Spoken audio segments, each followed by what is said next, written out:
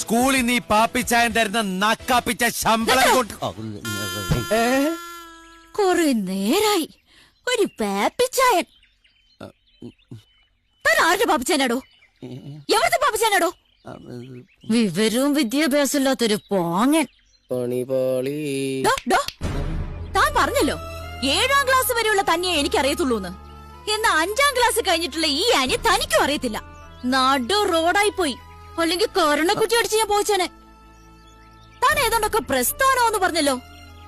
ഡോ, പ്രസ്ഥാനം എന്നുള്ള വാക്ക് മലയാളത്തിൽ തെറ്റുകൂടാതെ എഴുതാൻ അറിയോട് തനിക്ക്?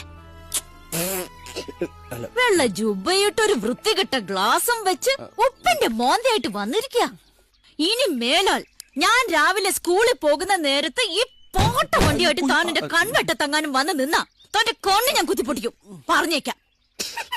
പിന്നെ ഈ നിമിഷം വരെ ഇലക്ഷന് നിൽക്കുന്ന